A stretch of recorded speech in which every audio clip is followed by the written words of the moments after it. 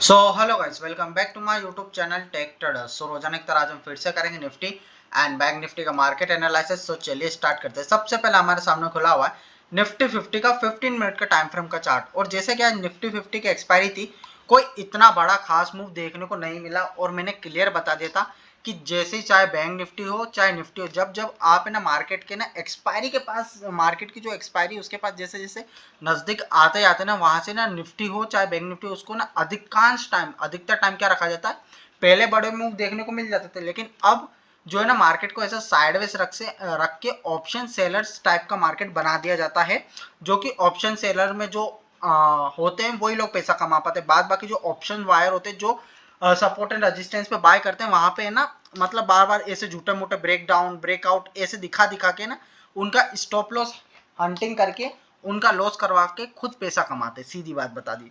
And आप खुद देख लीजिए, मैंने क्लियर बोल दिया था कि निफ्टी 50 की एक्सपायरी है। जहां तक कोशिश रखी जाएगी, मैंने यही बोला था, मेरा मानना है कि जहां तक कोशिश रखी जाएगी वहां से ना मार्केट को एज अ साइडवेज ही रखने की ज्यादातर कोशिश की जाएगी। सेम वही हुआ। बस आप देखिए कि 11:45 से लेकर 12 बजे, तो मतलब 15 मिनट से लेकर आधे से 15 मिनट के आसपास का जो टाइम है ना, आधे से 15 मिनट का जो टाइम ना, आधे घंटे से 15 मिनट का जो टाइम था, उसके आसपास मार्केट थोड़ा बहुत मोमेंटम दिया है। अगर मैं इसको 5 मिनट पे भी चेंज कर दूं ना, तो भी कोई इतना बड़ा खास मोमेंटम नहीं दिखा है। सिर्फ एक जो है ना, जो कि मैंने आपको रेजिस्टेंस बताते हुए चल रहा था कि 24,330 से लेकर 24,360 का जो लेवल है, जिसको मल्टीपल टाइम से ना निफ्टी 50 ने ब्रेक करने की कोशिश करी, बट इस लेवल से बार बार सेलर्स एक्टिवेट हो जाते हैं, निफ्टी 50 को नीचे रखते हैं। सेम आज भी उसी लेवल के आसपास गया मार्केट, आधा घंटा बिताया भी, बट कोई मतलब नहीं रहा। वहां से एक अच्छी खासी हमें सेलिंग भी देखने को मिली। अदरवाइज बाइंग में भी देख सकते हैं, एक बड़ी कैंडल फ्री है, जो इतना टाइम वेस्ट करा ना, उसमें आपका पूरा का पूरा प्रीमियम गला दिया। फिर इतनी बड़ी कैंडल दिखाने के बाद फिर यहाँ से थोड़ी बहुत एंट्री करवाई होगी, वहां से फिर एसएल हंटिंग करके नीचे क्लोज कर दिया। अब क्लियर बात बताऊं, 24,200 का भी लेवल क्यों ब्रेक करा, क्योंकि जब निफ्टी 50 के यहाँ से ना कई लोग होते हैं फोमो में एंट्री करने वाले, जब इतना पॉइंट वो कैप्चर नहीं कर पाते, 150 पॉइंट अगर उनके सामने दिखता है कि वो उस लेवल को कैप्चर नहीं कर पाए ना, तो वो इसके ब्रेकआउट का इंतजार करते हैं कि हाँ भाई ब्रेकआउट आ रहा है, ब्रेकआउट को दिखाया था। बट ब्रेकआउट ऐसा होता नहीं है। इस जगह पे ना बायर्स की एंट्री करवा के उनका एसएल हंटिंग करके क्लियर मार्केट को गिरा दिया। इसी वजह से 24,200 के पास, जिनके पे पास जो प्रीमियम होगा ना, अपना स्ट्राइक प्राइस होगी, उसके उन लोगों ने मार्केट को नीचे आता हुआ देख और अपना स्टॉप लॉस लगता हुआ देख, लॉस लगते हुए देखते हुए ना मार्केट में इन लोगों ने अपनी पोजीशंस काटी होगी। तो इसी कारण 24,200 के लेवल के नीचे जाके निफ्टी 50 क्लोज हो गया। क्लियर बात ये है, क्योंकि एक्सपायरी थी निफ्टी 50 की। अगर एक्सपायरी नहीं होती तो बचाने की पूरी पूरी कोशिश की जाती है, और जहां तक है 24,200 के ऊपर ही मार्केट क्लोज होने की संभावनाएं रहती, बट एक्सपायरी के कारण ऐसा नहीं हो पाया, है ना, सबसे बड़ी बात। तो अब चलिए सपोर्ट एंड रेजिस्टेंस की बात करूं, तो सेम कोई ऐसा बदलाव नहीं है मेरे लिए कि सपोर्ट एंड रेजिस्टेंस में कुछ मैंने अलग से चेंज करा, नहीं करा।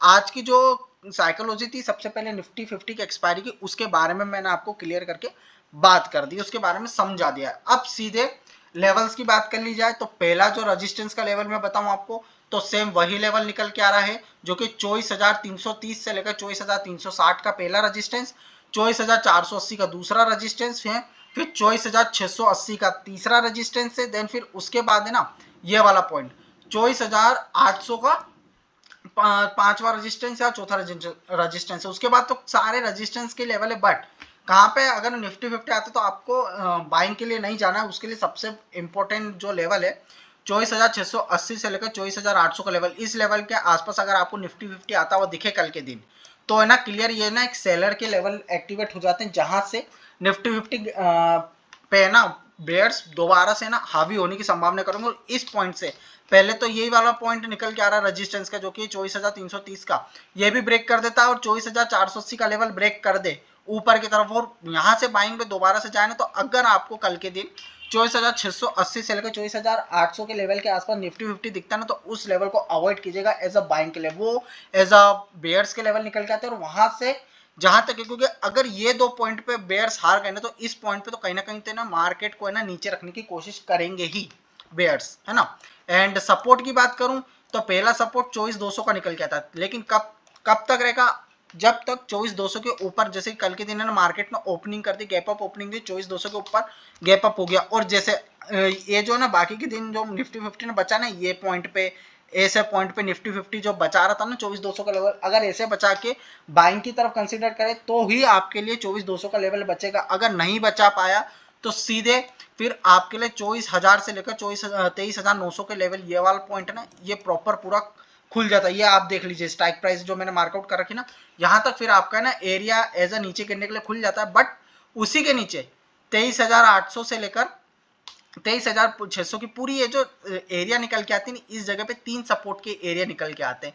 मैं क्लियर अपना पोजीशन बताऊं तो मैं एज अ निफ्टी 50 में बेयरिश साइड तो अभी भी कम ही हूँ।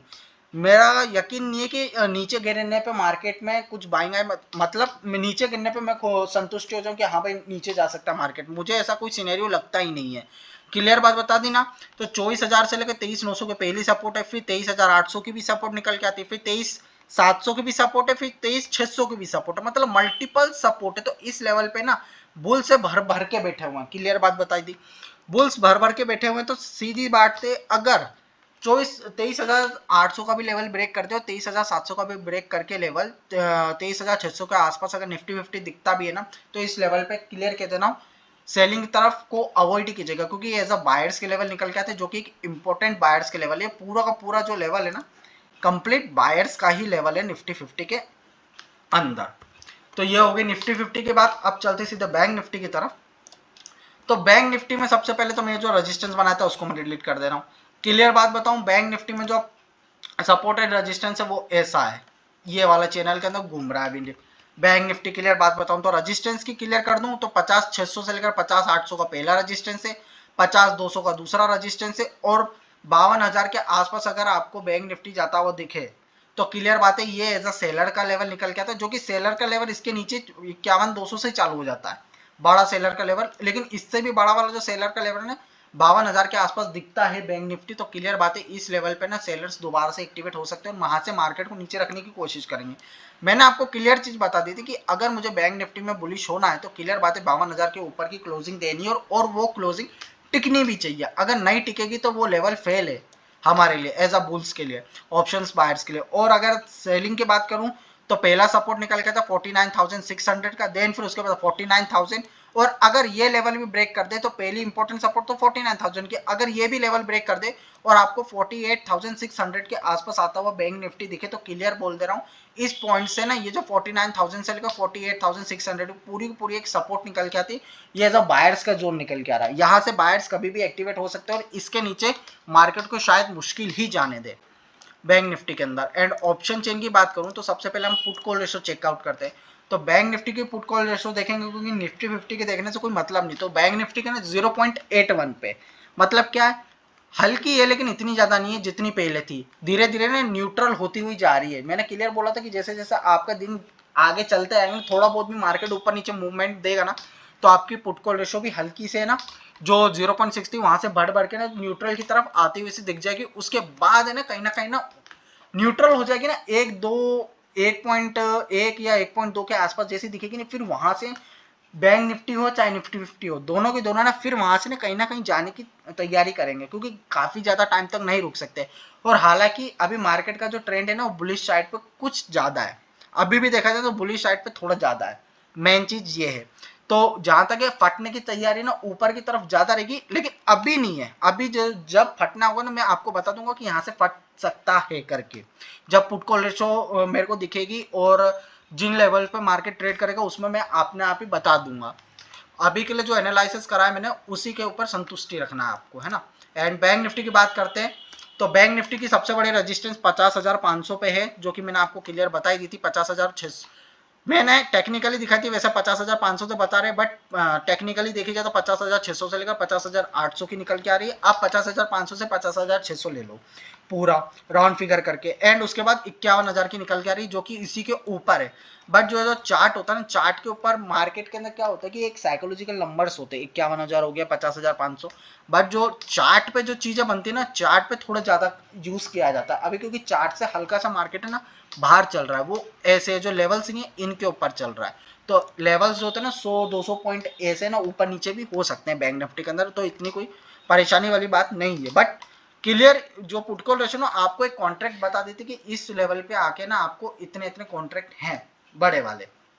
एंड वहीं सपोर्ट की बात करूं तो अभी जहां निफ्टी सॉरी बैंक निफ्टी चल रहा है 50,000 के लेवल के आसपास, तो वहीं बता रहा है ये वाला पॉइंट, लेकिन ये वाला पॉइंट को रिस्पेक्ट दे रहा है, कुछ नहीं दे रहा, क्योंकि कल का मार्केट देख सकते हो आप, नीचे था 50,000 से ऊपर, फिर धीरे धीरे करके स्लो बाइंग में गया। आज का भी देख सकते हो निफ्टी 50 के एक्सपायरी के कारण पूरा का पूरा साइडवेज मार्केट रखा गया है। और हाँ एक चीज होता है, कल का दिन है ना फ्राइडे का दिन है, अब फ्राइडे के दिन में क्या होती है कि अभी तक तो आ रही है, अब कल का मैं कुछ कह नहीं सकता हूँ, लेकिन फिर भी फ्राइडे वाले दिन बड़े बड़े मोमेंटम है ना थोड़े ज्यादा देखने को मिल रहे, तो आप थोड़ा सा ना सतर्क रहिएगा और स्कैल्पिंग करते चलिएगा। अगर आपको मौका मिले, अगर सपोर्ट पे बाइंग करने का मौका मिले या रेजिस्टेंस पे सेलिंग करने का मौका मिले, तो रिस्क लेके देखना चाहिए।